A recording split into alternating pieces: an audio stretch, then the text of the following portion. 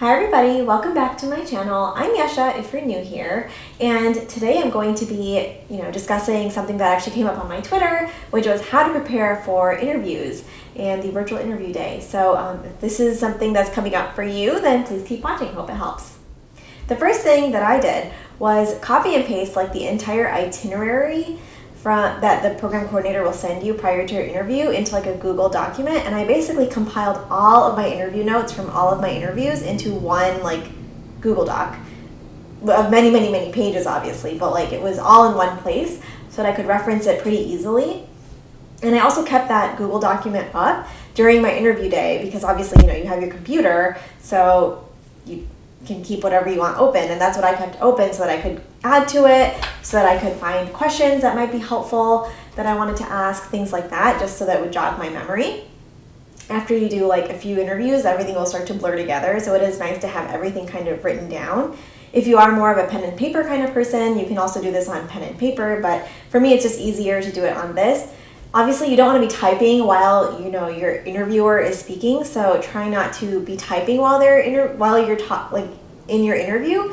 And in that case, I would probably keep a pen and paper next to me. But obviously, you can add all of that to your Google Doc during your downtime or at any other point during your interview day or after your interview day. So that was the first thing I did, was just copy and paste everything into a Google Doc so that I could add my own notes to it. And that's really where I started. The next thing that I did was look up the program director, any associate program directors or assistant PDs, and look up the program or the department chair. And I just Googled them.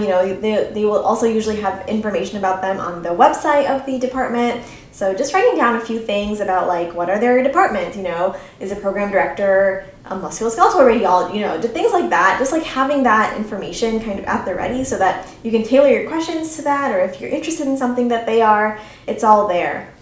The websites will talk about, if they're interested in diversity, equity, and inclusion, or education, or things like that. So just having like a couple of notes like that about each person will probably be helpful when there's like that awkward silence or that awkward moment when you need to think of a question really quick, and that can be really helpful.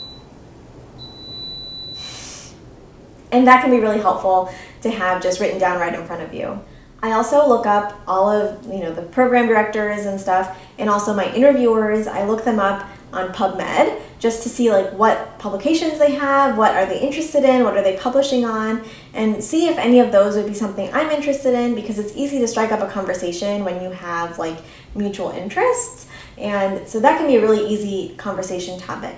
Similarly, I usually look up like their profiles and their bios on the websites, because they will often have where they went to med school, where they went to and I don't know about undergrad, but med school, residency, and a lot of times you might have crossed paths with them at some point, like especially for fellowship. When I was interviewing, it was always nice to see people that were from Boston or spent a lot of time here, and it's easy to talk about those things more casually, about things that you actually have some familiarity with. So just look at those things up about, at the end of the day, your interviewers are human, and so it's fun to talk about like, oh, what did you think of this place in New Haven? Things like that. And that can be really fun. If you have been to Boston, for example, and you're interviewing at a place in Boston, it can be nice to talk about those things. So just seeing like where everyone is from, what they have on their bios can help create conversation topics that might help you later on. I also look all of the interviewers up on social media. They don't all have social media, but if they do, oftentimes they're like, bio at the top will have what they're interested in or things that they specifically, have a passion in. So just looking at that can be interesting. Like if they're interested in informatics, you might find that on their social media, things like that. Anything interesting that they've recently had a conversation about, just stuff that, you can kind of keep in the back of your mind during your interview day, just to show that you've done a little homework on all of the interviewers. That can be really helpful.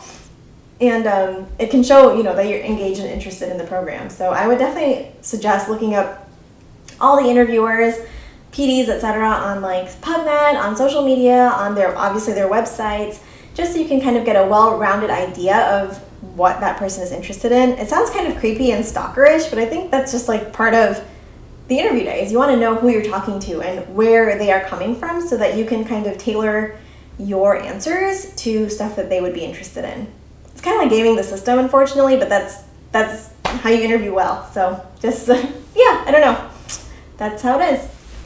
And then of course you just want to look up general things about the program. So going on their website and writing down a few things that are like in the program that might be interesting to you. For example, in our program we have like a Med-Ed fellowship, we have a leadership fellowship. So things like that might be interesting to you, just write it down, like a couple bullet points, so that you can remember to ask the PD about it or listen in for like some more information if the PD is going to talk about it. Those are like really helpful things to just have so that it shows that you've done some homework, you looked at the website, this is what you found, and you wanted some clarification.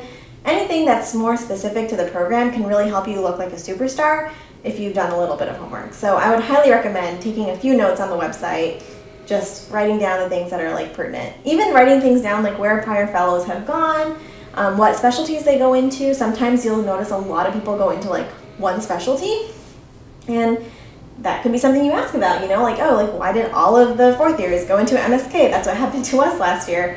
Sometimes it's just a fluke, and sometimes there is a valid reason. So just things to look out for on the website. So the last place that you can consider looking up information about a program is obviously their virtual open house. So if they recorded it and you can kind of skim through it or watch it on 2X or something, that would be a really good place. It'll probably be a lot of the same stuff they talk about during the interview day, but at least that way you've heard it a couple times. I don't think it's necessary to do that for every place, but obviously if it's a program you're really interested in, it might be helpful to just kind of get a refresher on the program and think about like what are the things that were specifically interesting to you about it. And also it will make you look really good when you say that like, oh, you watched the recording or you were present there and you had these like X, Y, and Z questions about it. That can also make you look really engaged and interested in a program. These are the main ways that I prepared for interviews. There are obviously things like Residency Explorer, there's Frida, there's other things, I don't even know all of the things that now exist. Just know that not everything is going to be 100% accurate, so take everything with a grain of salt. Usually the program website and the open houses, social media, PubMed, those are kind of like obviously truthful, factual places to get information about the program. And obviously if you do see something on Internet Explorer, Residency Explorer, or on Frida that you want clarification on, it's obviously completely fair game to ask about that. Don't feel like shy or anything about that. Please ask. And those are really the main places that I got information. I kept it all in one Google Doc so that I could easily reference it, or if someone said that they had this much call and I wanted to quickly remember like how much call a different program had, I could just scroll through my Google Doc and see like what it says, things like that. It's very easy to keep it all in one place. You can create an Excel file. I did an Excel thing after, but honestly at the end of the day I made my rank list based on how I felt. It sounds silly, but really that's what I did. So the notes are really helpful in the moment. I think they are less helpful as you get further and further out when you're trying to make your rank list, unless there's something really specific that you're looking for. But that's really how I prepared for virtual interviews. I think that now there's so much information available online, you're going to have no issues preparing for the interview day, which is why it looks especially bad when someone doesn't know anything about the program, but that's honestly pretty rare. So yeah, good luck with interviews, and I hope this was helpful, and I'll see you in the next one. Bye. Voice is noise.